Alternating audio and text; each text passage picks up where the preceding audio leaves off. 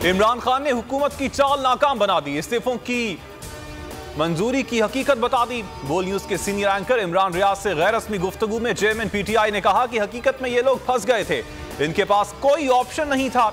अगर ये इस्तीफे कबूल ना करते तो हमारा ऑपोजिशन लीडर आ जाता, इसलिए इन्होंने ये कबूल करने ही थे। दूसरा, ये लोग मेरी पार्टी तोड़ना चाहते थे और अब ये मजबूर होकर इस्तीफे कबूल कर रहे हैं।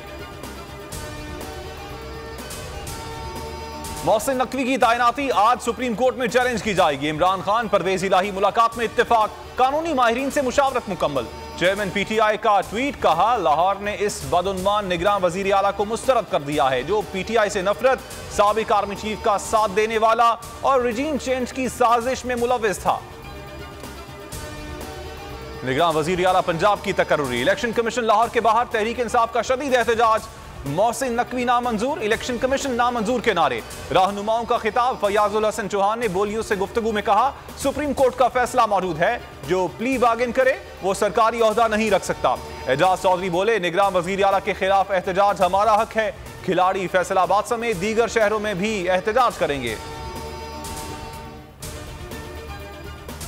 तहरीक इंसाफ विफाक में निगरान सेटअप के खेल से बाहर, अब निगरान हुकूमत का फैसला राजा रियाज और शहबाज शरीफ करेंगे। स्पीकर ने तहरीक इंसाफ के मजीद 45 अरकान के इस्तीफे मंजूर कर लिए। चौथी किस्त की मंजूरी के बाद ऐवान में पीटीआई अरकान की तादाद 7 रह गई।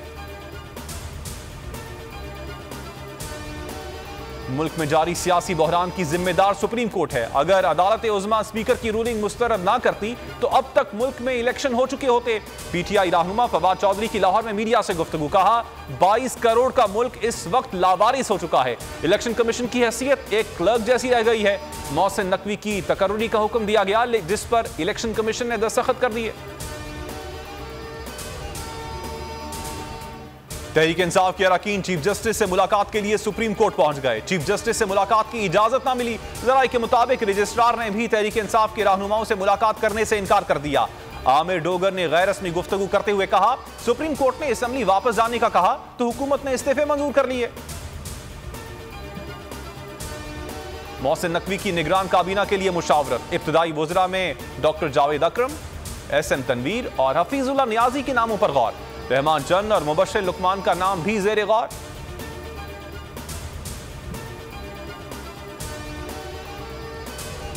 खैबर पख्तूनख्वा में निगरान काबीना तश्कील दे दी गई। ज़राए के मुताबिक साबिक ब्यूरोक्रेट शकील दुरानी और अख्तर अली शाह काबीना में शामिल होंगे। बैरिस्टर अली सैफ और इफ्तिखार फिरदौस के नाम भी शामिल। वज़रा के महकमों का ऐलान बहुत जल्द किया जाएगा। डिजिटल मरदुम और खाना शुमारी 1 मार्च से शुरू होने का नोटिफिकेशन जारी। आगाज 1 मार्च को होगा। डिजिटल मरदुम शुमारी और खाना शुमारी 1 अप्रैल तक जारी रहेगी। कराची में बल्दियाती इंतखाबात का मुकम्मल नतीजा आ गया। बोल न्यूज ने हतमी नताइज की फहरिस्त हासिल कर ली। इलेक्शन कमीशन ने 229 सीटों के नताइज जारी कर दिए। जमात इस्लामी की दरखास्त पर इलेक्शन कमीशन ने 6 यूसीज के नताइज रोक लिए। इन यूसीज पर इलेक्शन कमीशन आज समाअत करेगा। इन 6 यूसीज में नताइज फॉर्म 11 और 12 से मुख्तलिफ होने पर जमात इस्लामी ने इलेक्शन कमीशन में दरखास्त दी थी। इलेक्शन कमीशन ने इन सीटों पर नताइज रोक लिए थे। और सुप्रीम कोर्ट में साइफर की तहकीकात के लिए दायर चैम्बर अपीलों पर समाअत। जस्टिस सरदार तारिक की अपीलें सुनने से माजरत, वापस चीफ जस्टिस को भिजवा दी। कहा साइफर तहकीकात के लिए अपीलें किसी और जज के सामने मुकर्रर कर दें।